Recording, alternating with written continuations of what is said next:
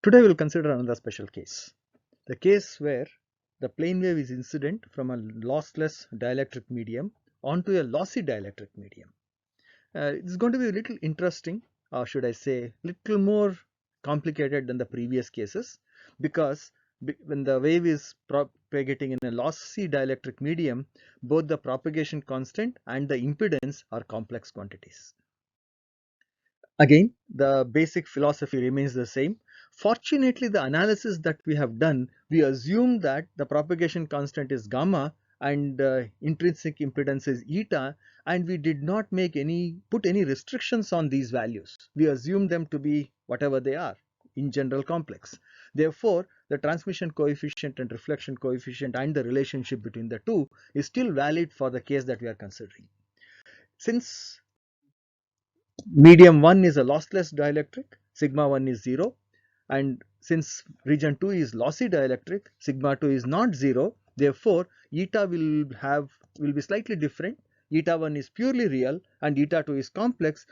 We will not go any further into the calculation of eta 2 because we still don't know much about the behavior or the value of sigma 2 itself. We will keep it general. Now, therefore, both tau and gamma are complex quantities. This is something we must remember. Now, the incident fields, we have done this before. EIHI, given EIHI, we can compute the power associated with the incident electric wave, and the reflected wave, we have written ERHR earlier. The same values will remain, and therefore SR also we have computed.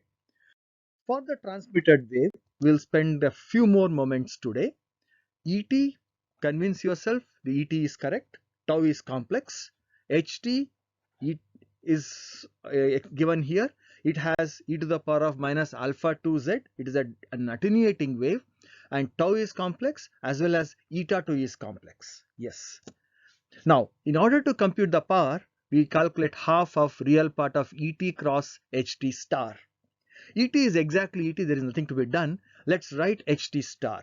Since eta 2 is complex, we are going to write it as eta 2 star, AY cap, tau star, because tau is complex, E naught star, E naught in general can be complex, therefore we write E naught star, e to the power of minus alpha to z, that's a real quantity, nothing will happen, minus j beta to z becomes plus j beta to z because of the complex conjugate.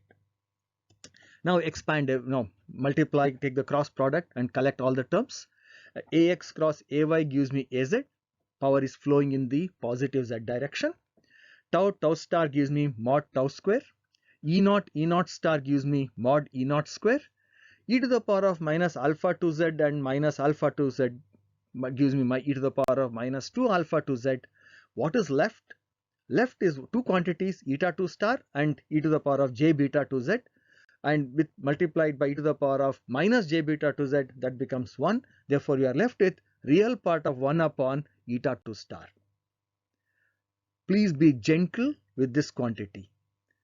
This is the place where we tend to make a lot of mistakes, writing all kinds of relationships. So you have to be very careful about that star sitting in the denominator, and we are taking a real part of it. Now,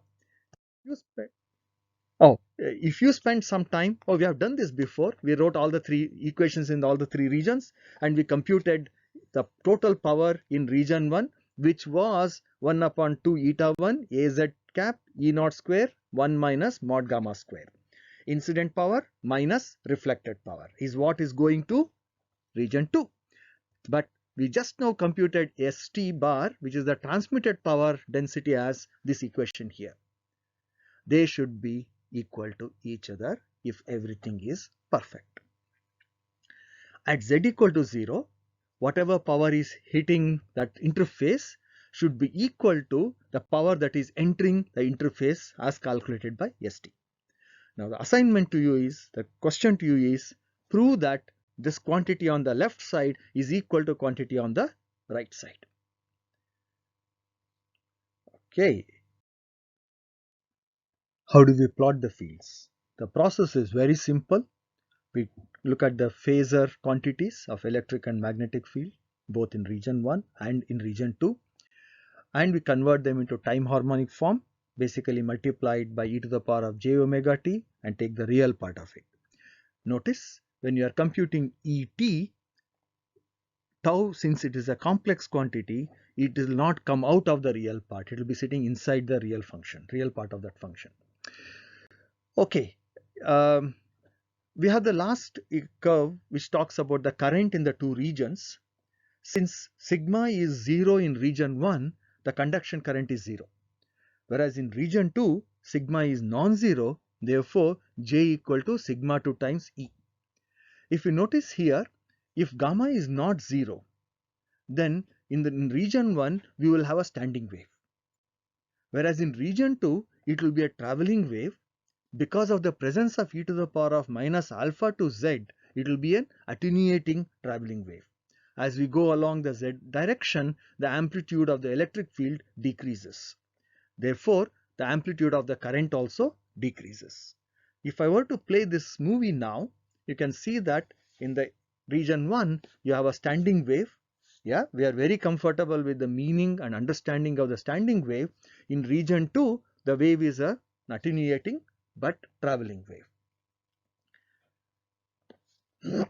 And of course, we are seeing that there is continuity of electric and magnetic field maintained at the boundary. Now, this is the last picture of this particular lecture. Here we plot the current density J in region 2 as a function of distance Z from the interface. Z equal to 0 is the place where we have the discontinuity. Now, and we are going to plot it for different values of sigma. Sigma 2 ranging from 10 to the power of minus 3, minus 2, and 10 to the power of minus 1, and 10 to the power of 0. So as the conductivity increases, the medium becomes more and more lossy, and therefore the current is constrained closer to the boundary. So if sigma is large, most of the current is at the interface only. It doesn't go deep inside. It attenuates very fast. If the conductivity is small, then we can observe current further down from the further away from the interface, which is at z equal to 0.